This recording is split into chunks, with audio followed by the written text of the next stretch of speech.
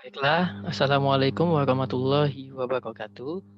Perkenalkan, nama saya Muhammad Maftu Ihsan dengan NIM 0903 1281823 040. Di sini saya akan mencoba menjawab pertanyaan UTS nomor 1. Oke, soal nomor 1 yaitu pengembangan ERP harus memperhatikan yang disebut best practice. Jelaskan dan berikan contohnya. Untuk dapat mengembangkan ERP dalam suatu perusahaan, harus dapat merencanakan secara keseluruhan baik kelebihan, kekurangan, dan lain sebagainya agar pengembangan ERP dapat tercapai secara matang. Hal tersebut harus diperhatikan menggunakan best practice. Best practice adalah implementasi suatu konsep atau teknologi yang banyak dipakai oleh individual maupun organisasi. Best practice saat ini telah menjadi suatu ukuran untuk memperbaiki standar waktu melakukan perubahan dan perbaikan dari suatu proses menjadi lebih cepat dan tepat. Hal tersebut terbukti bahwa seseorang terdorong untuk membayar lebih untuk sesuatu yang lebih cepat proses pelayanan dan kualitas yang dihasilkan. Setiap perusahaan menginginkan dan menjadi yang terdepan. Diperlukan suatu pendekatan atau strategi baru agar proses menuju best practice lebih efisien dan efektif. Beberapa hal yang dilakukan dengan menerapkan best practice dalam ERP, yaitu merencanakan lebih awal untuk menghindari keterlambatan dalam proses implementasi. Perusahaan harus memulai perencanaan sejak dini.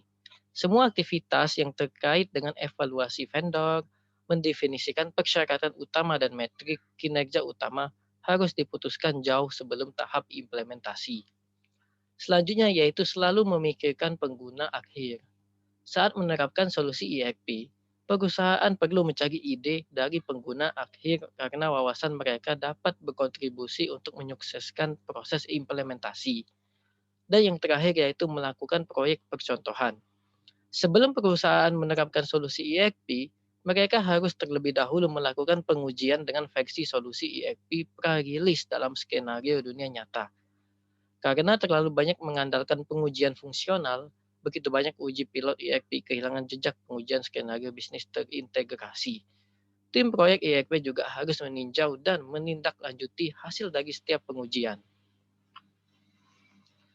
Contoh best practice dalam pengembangan ERP.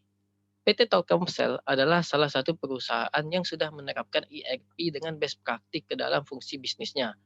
Diterapkannya alat bantu ERP ini dikarenakan tuntunan suatu perusahaan untuk mengikuti standar internasional, legacy information system, bagaimana peran penjualan, analisis terhadap biaya, dan bagaimana penulisan best practice, best process, dan best functionality ke dalam suatu perangkat lunak.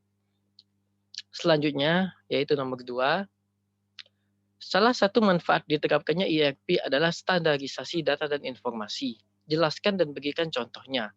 Jawab, menstandarkan data dan informasi melalui keseragaman pelaporan, terutama untuk perusahaan besar yang biasanya terdiri dari banyak bisnis unit dengan jumlah dan jenis bisnis yang berbeda-beda.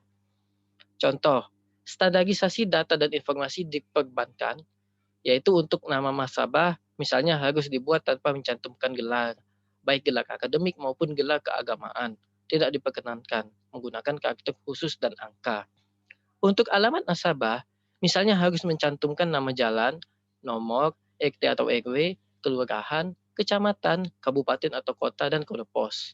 Untuk nomor HP, misalnya harus sesuai dengan format nomor handphone yang dimiliki oleh operator di Indonesia.